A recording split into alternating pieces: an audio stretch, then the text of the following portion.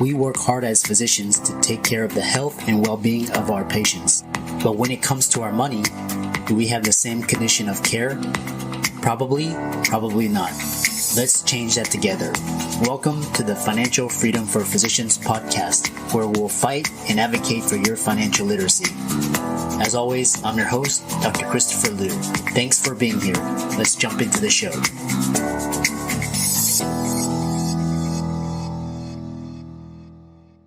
This week's episode is sponsored by CityVest. CityVest has quickly become the most popular and best way for doctors to invest in top-performing real estate private equity funds that are usually reserved for institutional investors. This unique access to investing in these institutional funds is available for the first time ever through CityVest's easy and secure online investment platform. CityVest does the hard work of conducting due diligence and vetting the investments. They even get a third-party due diligence report that is posted on their website. As a result of aggregating a several million-dollar investment amount into their access funds, CityVest gains access to investing in the institutional investment and is able to negotiate better investment terms such as a 12% preferred return. You can check them out at cityvest.com or go to the link in the show notes below. So welcome everybody to this week's podcast episode for the Financial Freedom for Physicians podcast. I'm your host, Dr. Christopher Liu. And as you know, we talk about 4 different types of freedom: time, financial, location, emotional freedom. And what started as a cohort of physicians as guests and listeners has expanded to now business owners, investors, entrepreneurs, coaches, speakers. And so I've opened up the mic to a broader audience. So hopefully we can benefit each other in mutual ways. So today we have a very interesting guest. Her name is Tiffany Grant, and she's actually, you can tell by her vibe and her energy and her presence, she's a fun and energetic money coach. So she's going to talk to us all about financial literacy, budgeting, importance of financial education, and the psychology of money. So Tiffany, welcome. Well, thank you so much for having me. It's my pleasure being on today. Yeah, I know we got connected through Podmatch, and I read through your bio. It's really interesting, and I really think in today's day, financial literacy should be a core competency and skill, and something we're not taught in schools. So and really about the psychology of money. So tell us more about yourself, how you got started, and we'll go from there. Yeah, sure. So I started Money Talk with Tiff back in 2017 as a blog. And it was just to chronicle my journey to be debt-free by 30. No, I did not make it because I'm 31 now, but it was fun, going through the process, bringing people along my journey with me. And I always say goals are, you can change them. So now it's 35. But I started in 2017, and it was just a way for me to get my journey out there and also teach people what I knew about money, because at an early age, I learned that how to not do money, so to do money the wrong way. So I wanted to immerse myself and learn as much as possible, so that way I didn't follow the same path as everybody else in my family. And so I realized as I was intaking this information, I'm like, wow, people really don't know this. So, when I started getting friends and family and stuff coming to me, then I realized, okay, Tiffany, let's just put it out in the World Wide Web and see what happens. So that's kind of how I got started. And then I started the podcast in 2019 to share other people's stories. But that's pretty much what I do and how I got there. Excellent. Before we begin, are you part of a member of FinCon? Because your whole presence appears to be, from the FinCon community, but I was just... Yes, I'm very FinCon-ish. Okay. I'm actually a speaker this year, and I'm also on the advisory panel. So I'm very, very in-depth with FinCon. I love the community. It's awesome. Will you be there this year? Yeah, I'll be there this year, and I spoke last year in Austin at a roundtable panel. So yeah, Awesome. I love the community. This is great. We have something in common. Absolutely. Yeah, And I was at Austin. yeah. So I'm like, darn, we didn't get to meet, but hopefully we'll meet this year. Yeah. Well, we probably cross paths. So let's see. What was interesting is that you talked about you did everything the wrong way. Describe some of the I guess the mindsets and the actions around what you did, or that can help listeners benefit from your experiences. Absolutely. So, okay. So let me back up a little bit. So my family was doing things the wrong Oh, way. okay. So I come from a family of spenders, which as a child is amazing because you get whatever you want. But as an adult, as I got older, I realized that that type of behavior is really not good because, I saw all of my immediate family go through foreclosures, bankruptcies, things of that nature. And I kid you not, my mom had a credit card stack like that big when I was little.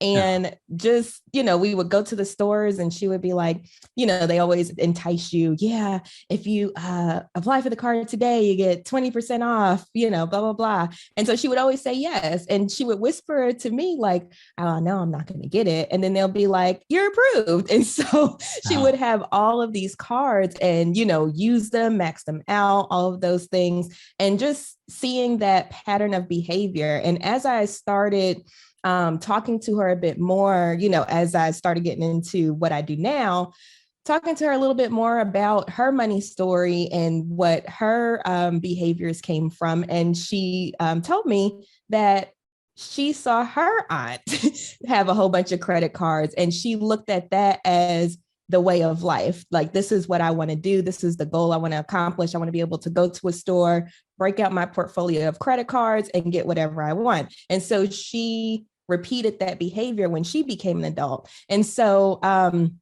me seeing that, I was like, okay, I know that I don't want to be stressed about money. I don't want a ton of debt. I don't want to go through foreclosures, bankruptcies, all of that stuff, because I saw what it did to my family. And so when I decided to start taking money seriously, wow, I was pretty young, probably about 16, because I started reading like Kiplinger's Personal Finance, Money Magazine. I wish they were still around. I was still subscribed. And, listening to podcasts, reading blogs, so on and so forth.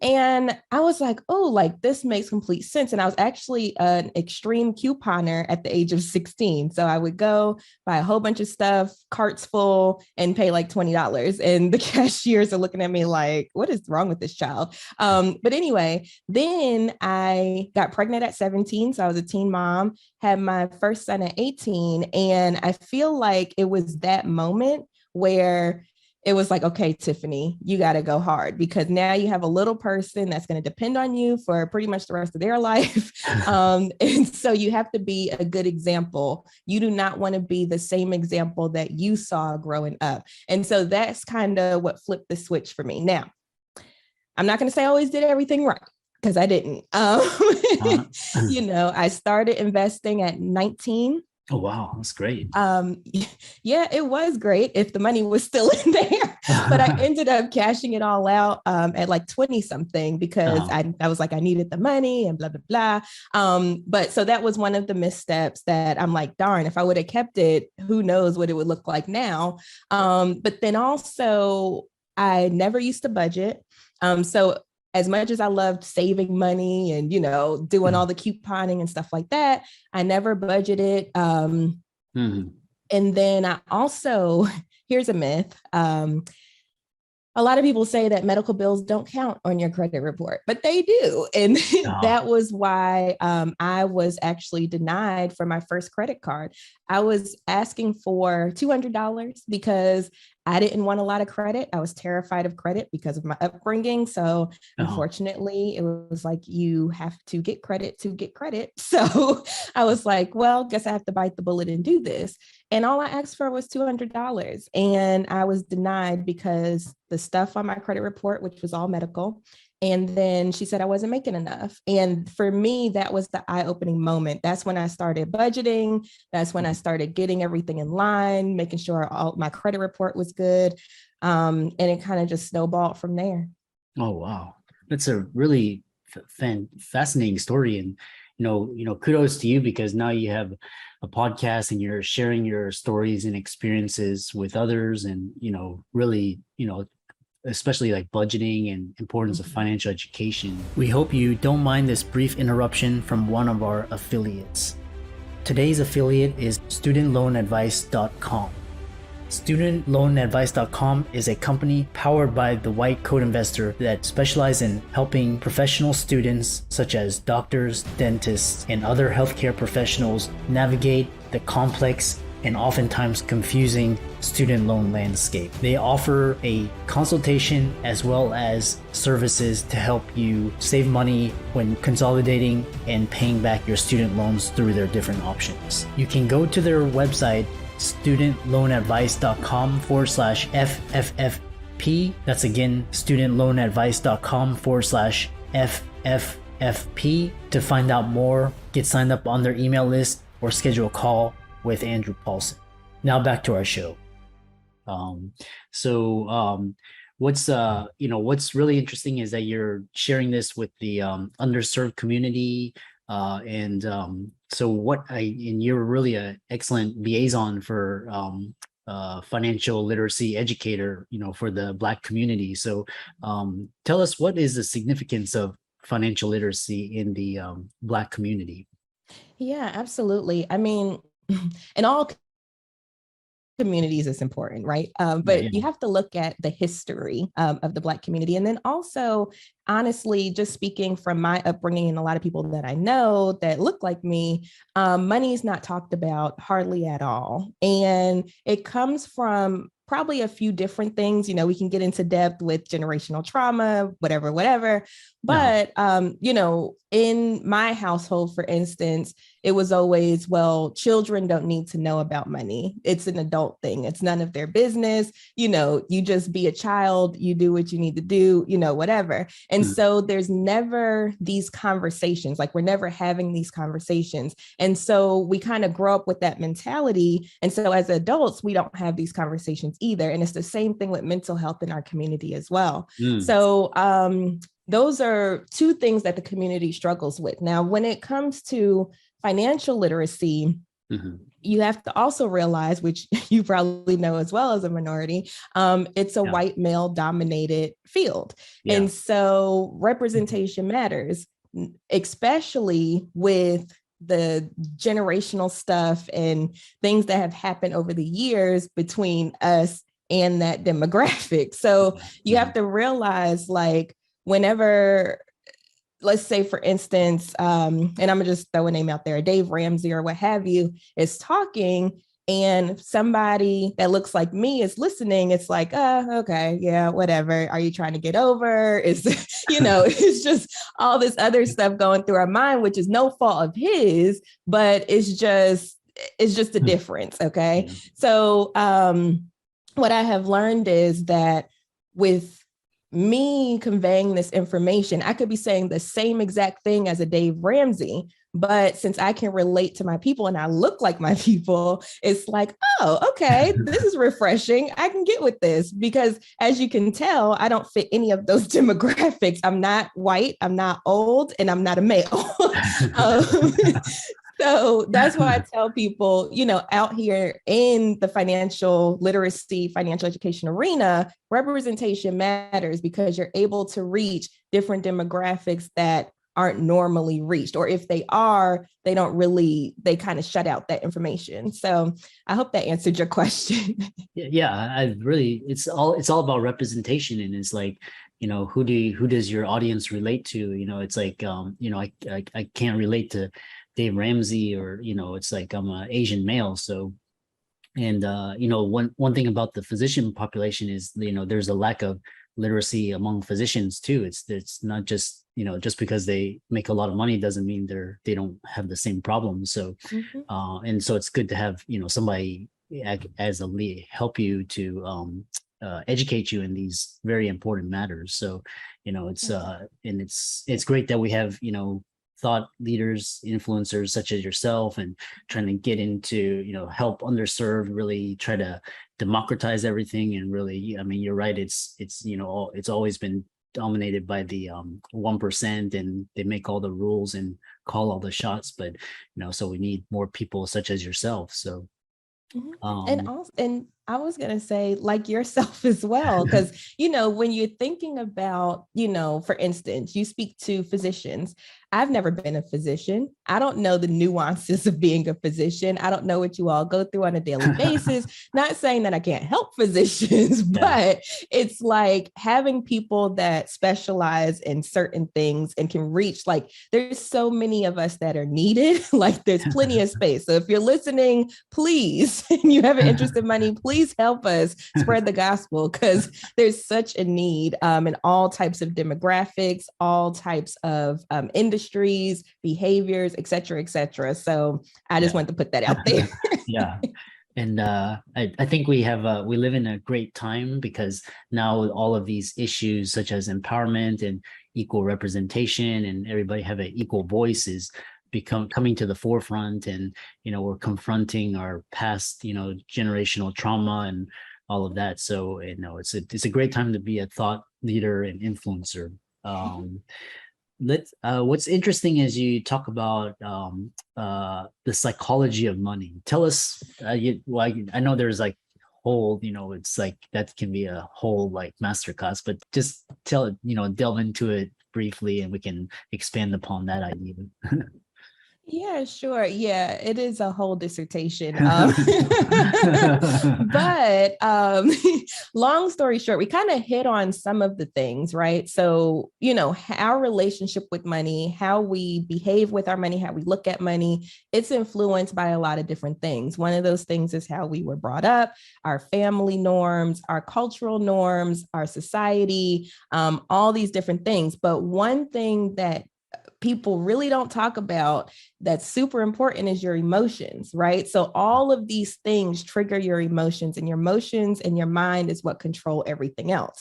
And so to give you an example, okay, because I think this is the easiest way to do it and to keep it short and succinct. So let's look at budgeting, right? So sometimes when I say budgeting, let's say I have a client and I'll say, all right, let's go ahead and get our budget together. And they're just like, oh my gosh, like, it's just like an automatic response. It's just the negative, right? Kind of like if you're trying to lose weight and somebody says diet, I don't want to diet. It's the same thing. It's an emotional response.